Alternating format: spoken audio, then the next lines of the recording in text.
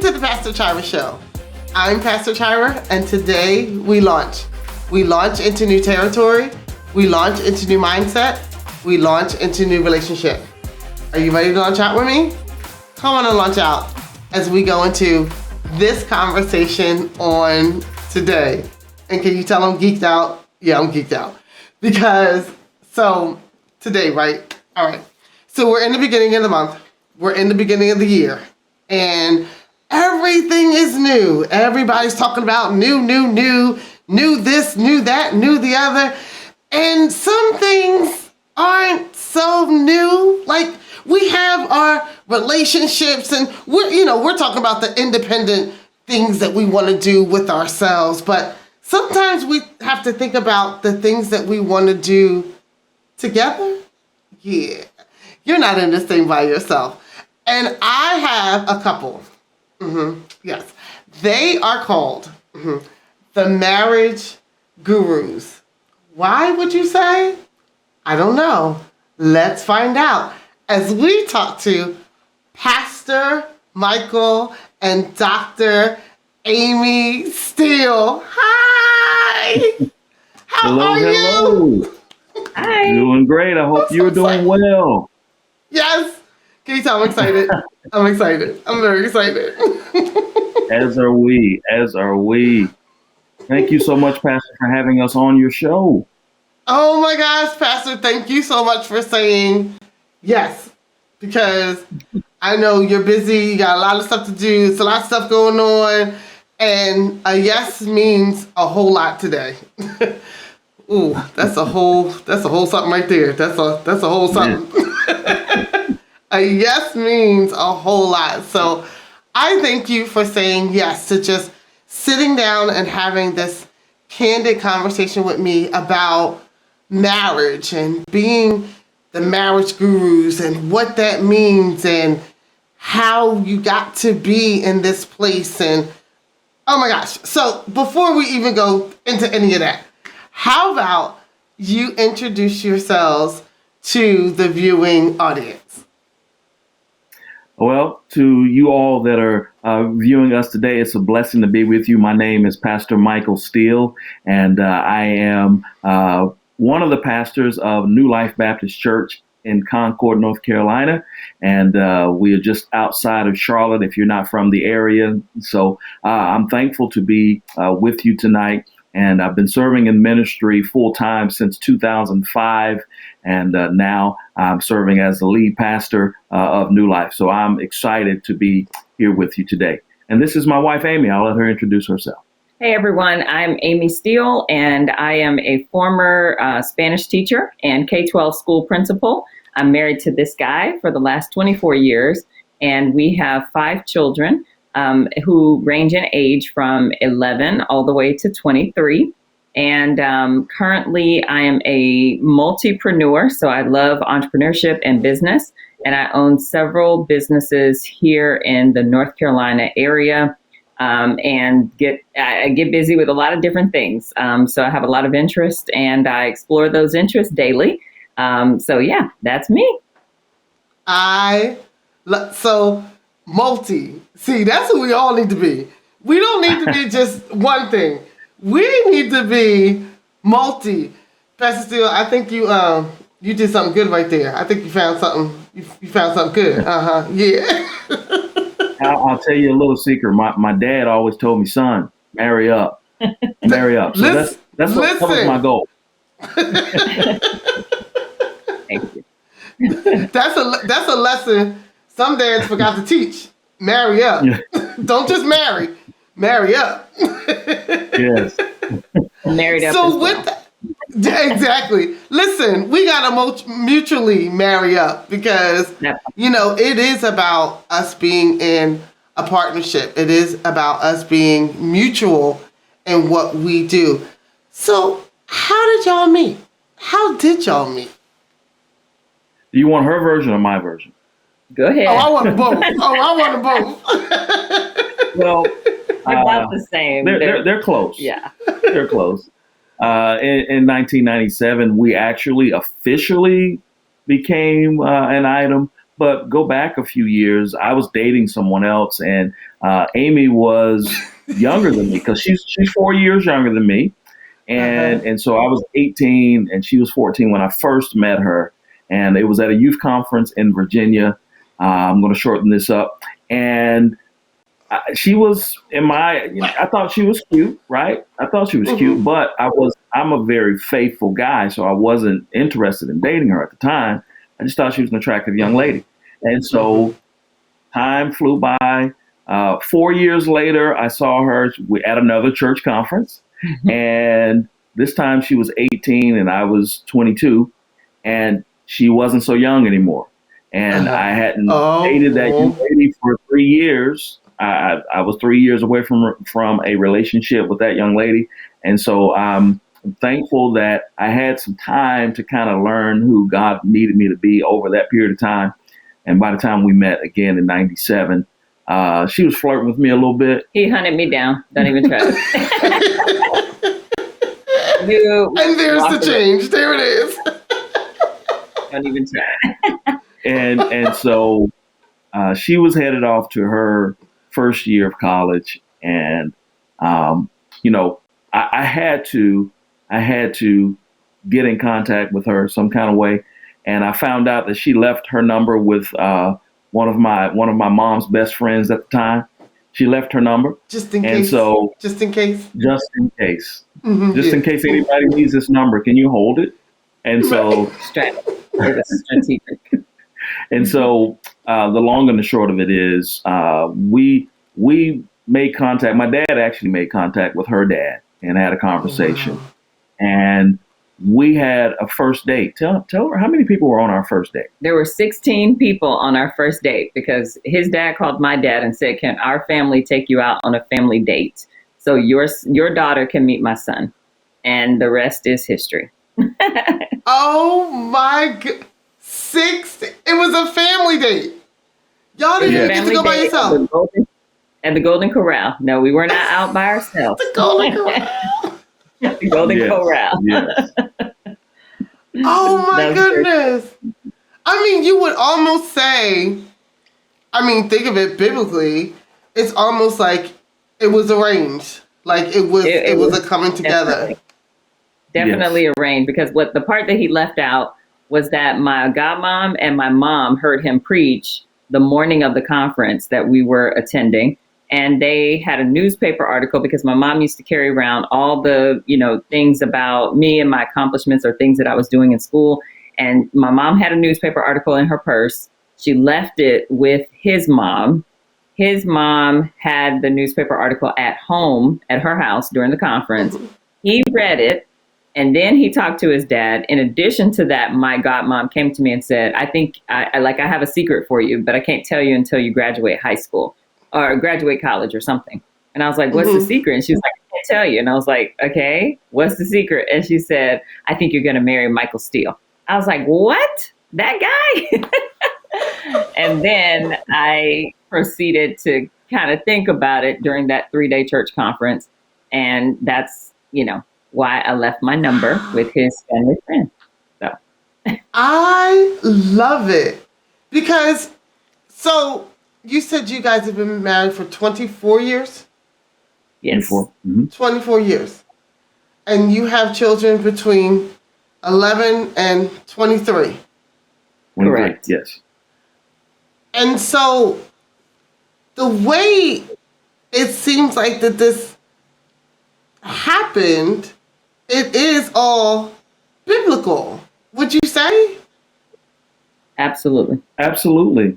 I feel like God does everything on purpose, right? So I remember even calling her dad. Her dad's military, and they were full-time in the military at the time. Oh, and so they lived on a military base and all of that. And so, sometimes he would be in town, but a lot of times during that time, he was out of town training, developing, doing what needed to be done. He was training other soldiers. He was a leader in the military. And so I remember calling him and asking him if it was okay for me to call his daughter, who was away at school.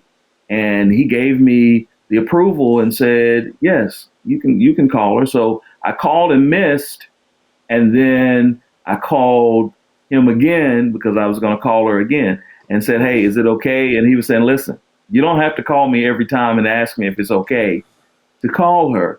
Just call. I've given you the okay. So feel free to call her. Can I back up a little bit? Before we even got to that place, at the end of our date, I remember shaking her hand as we dropped them off at home and you went back to their place of residence.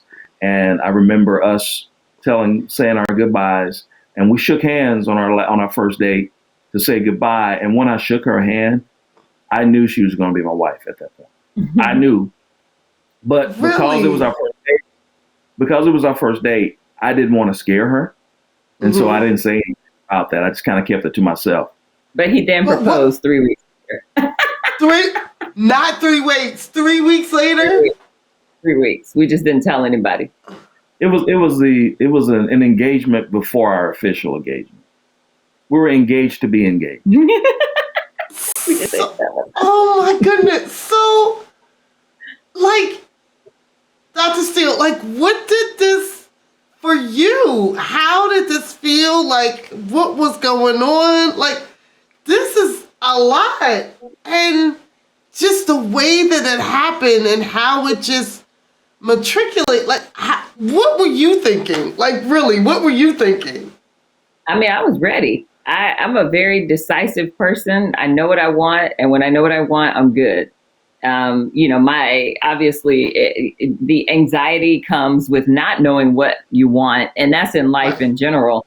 But I knew that he was a great guy. I knew that he came from great stock, and I was ready. I didn't know what I didn't know. And then we talk about that, 5 years in, we were ready to call it quits. But that's another story. But initially, he was such a great guy. He's a nice man. He's a great listener. He's a provider. He is such an honest person. He has great integrity. He just exudes excellence. And I knew I wanted that. Like, I'd seen some jokers in my past. Honey, yes. Nothing hidden like this one, So he was just an amazing person. So it was easy to say yes, but also I knew that I wanted someone who had all these characteristics, but I prayed and asked God for 3 things. I wanted a guy who was taller than me, who loved Jesus, and who was a preacher, but specifically a missionary, but somebody who preached the gospel. And that's exactly what I got. He's about 2 inches taller than me, but he is taller than me. And that's really all that matters. Okay, 3. Are you 5'8"? Yeah. Oh, okay. He's 3 inches taller than me. My bad. Oh my gosh. I'm loving this. There is so much that I want to ask and I want to say but we have to go to a commercial break. We're going to go to a commercial break. And I have so much I want to ask. On the other side, we're going to talk about you being the marriage gurus and how that happened, how that came to be. But, oh my gosh, I'm so excited. Yeah, we're going to a commercial and we'll be right back. Yes, y'all got to come back. Don't forget to support our Artist of the Month, Pastor Trey. Go get his single, He Can Do It, exclusively on Bandcamp. You want to go get it? Support Pastor Trey. He can do it. He is our Artist of the Month. Let's go.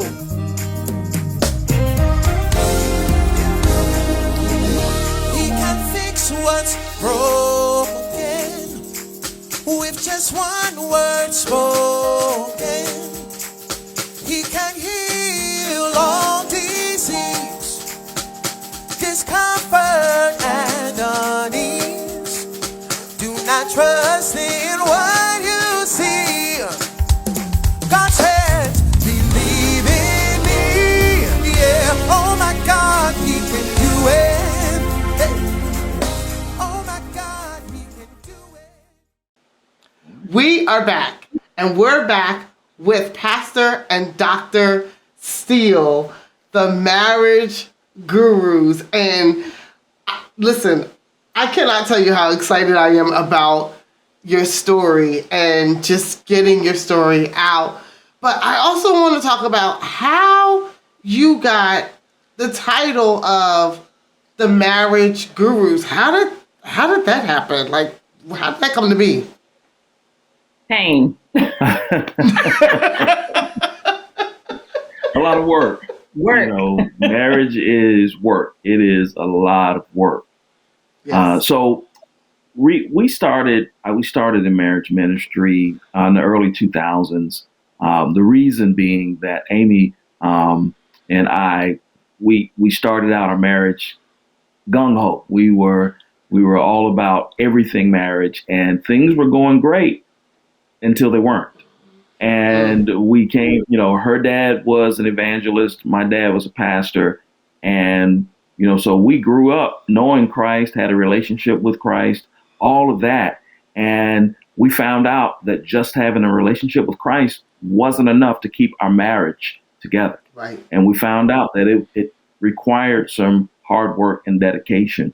About 5 years in, we were done. We were ready to go our separate directions. We were talking about dividing the kids, and we had 2 daughters at the time. And think we hadn't quite made it to our third child. I think she was pregnant.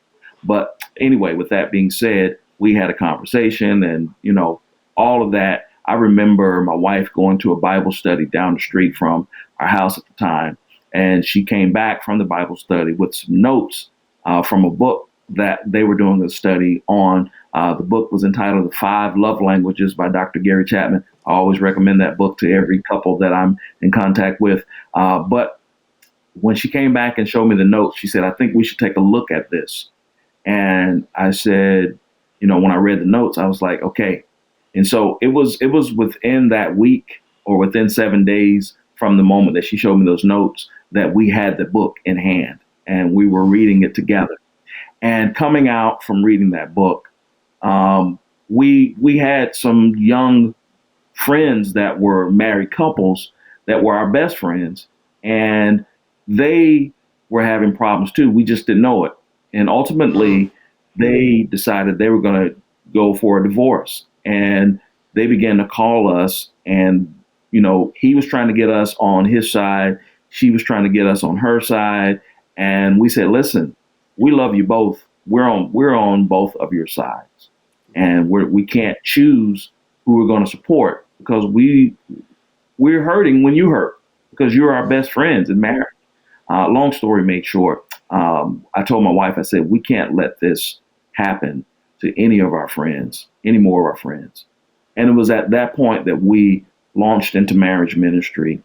And we didn't have the title of the Marriage Gurus at that point, but we launched into marriage ministry, and we started doing the work that we felt that God had called us to do. And we had a marriage ministry at church, but it wasn't on the level that we began to take it and the things that we began to do. So we had a young group of couples that we started meeting with every other Friday night, and we decided that we were going to work together to figure out how to make our marriages work. And 20 years later, those couples are still together. All of them. All of them are still together. Even your friends that were talking about Except for them. Even though, so except that. Okay. Right. So they were the impetus that pushed us to do marriage ministry. But they went their separate directions. But all of the couples that started with us in full-time, well, not full-time, but it was almost full-time ministry with them.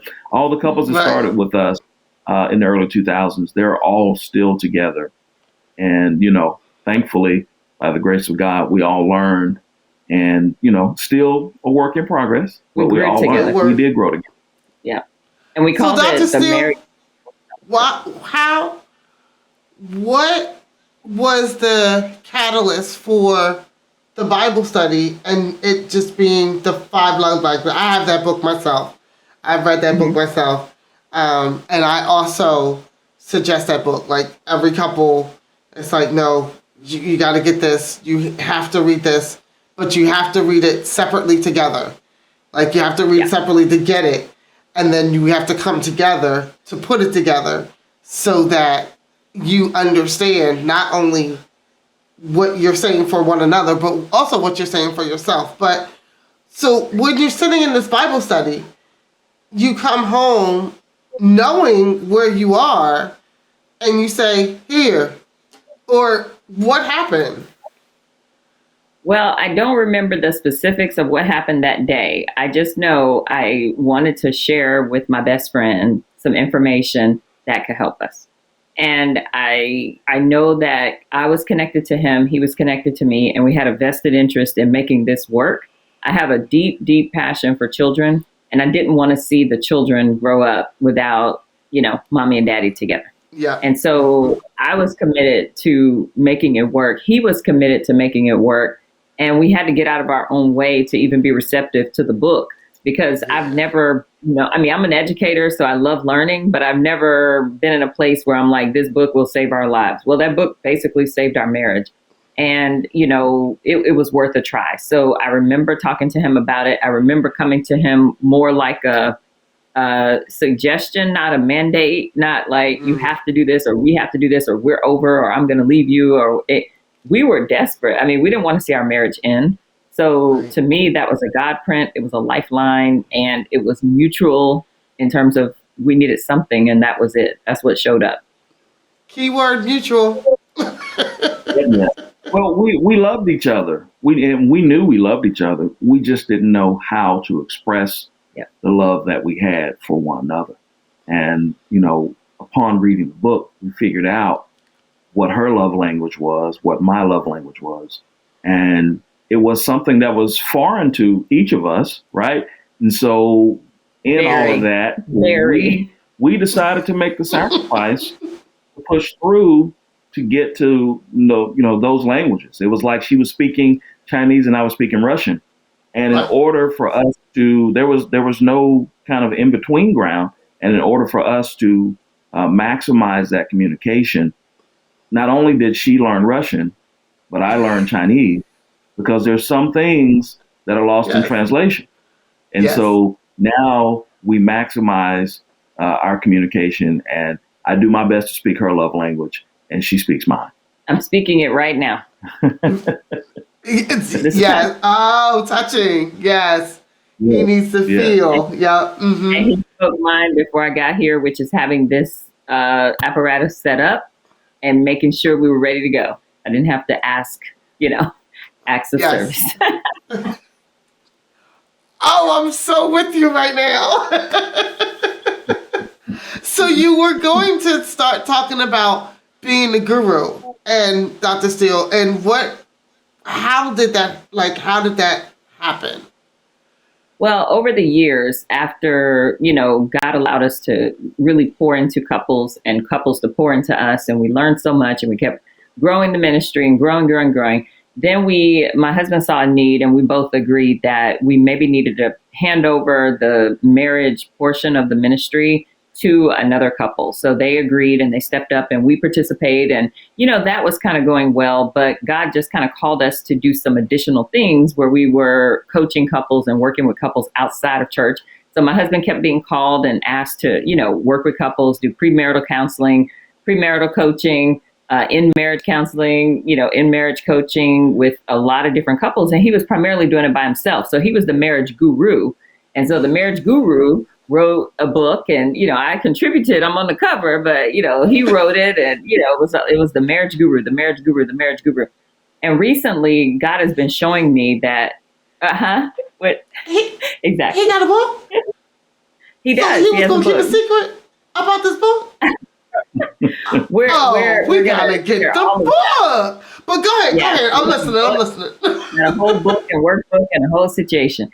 So he wrote the book and published the book, and couples were getting it. And then we were going to retreats and, talking as couples. And it really never occurred to me that, we should be the marriage gurus with an S. I just thought, this is his ministry. This is his thing. Like, he's the guy, He's the one that people come to for counseling. Every now and again, I'll step in and be there to support the wife primarily, but also to provide a balance. And sometimes I end up supporting the husband, because we might be exactly alike.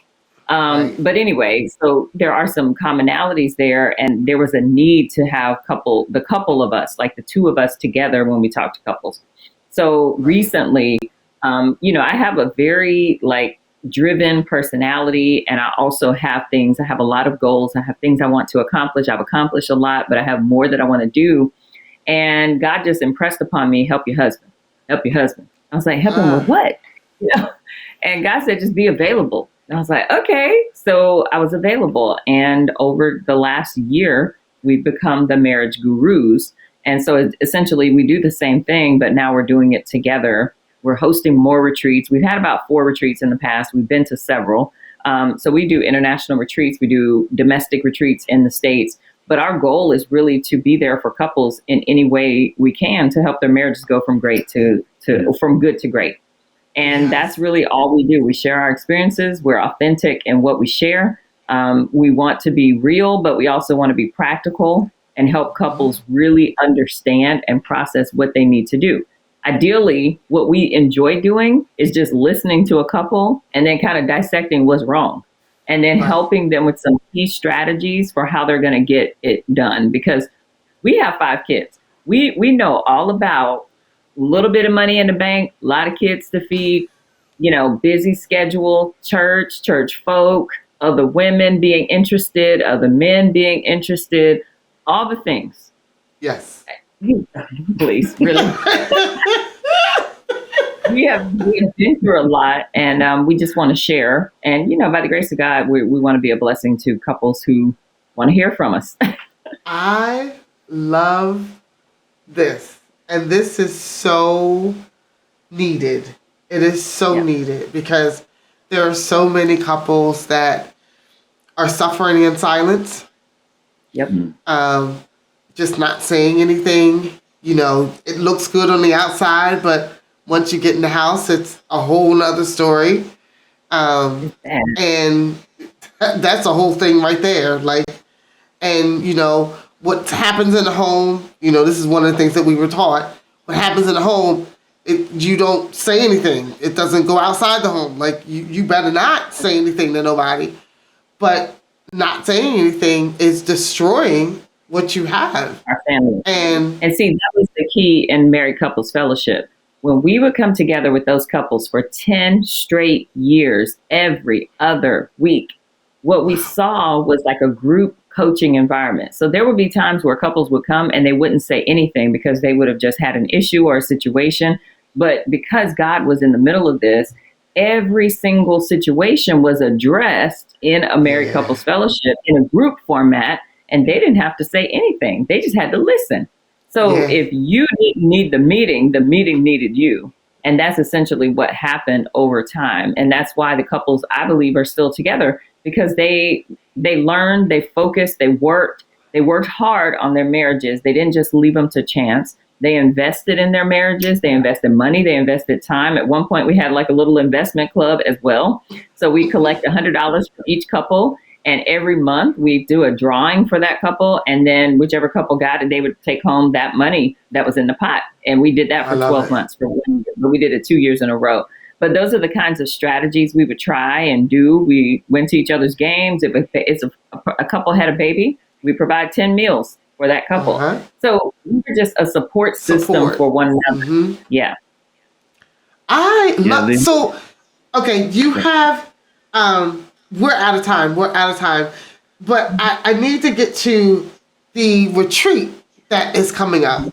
You have a retreat that is coming up. Do you do this every year? How often do you do the retreat?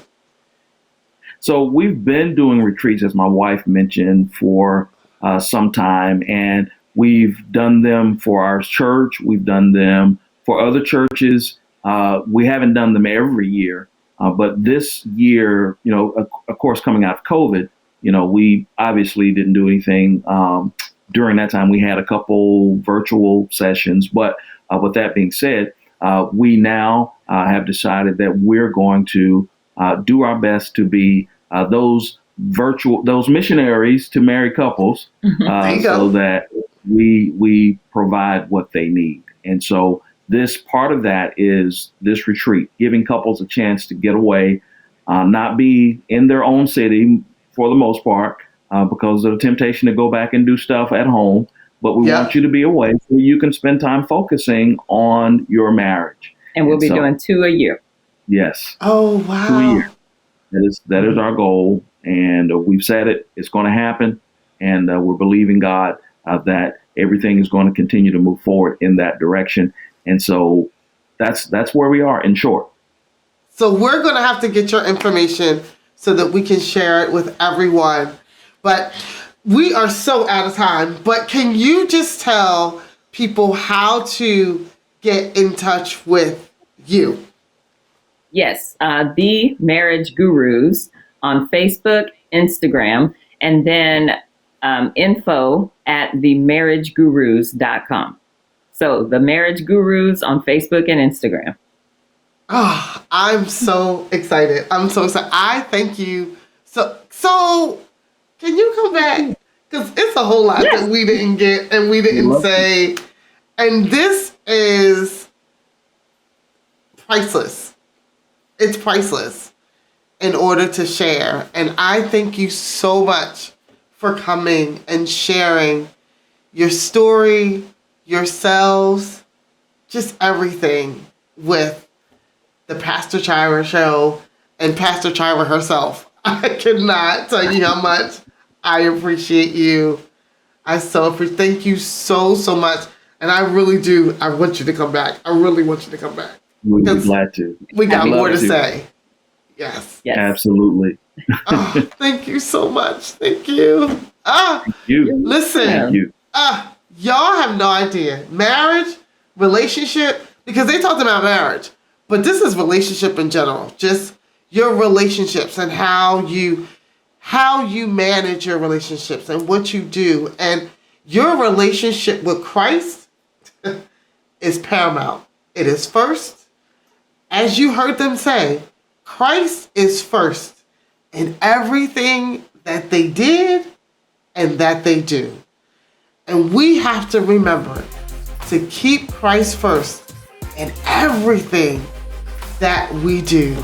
Because if you do, you'll never go wrong. I'm Pastor Chira. This is the Pastor Chira Show. And I'll see you next week. God bless.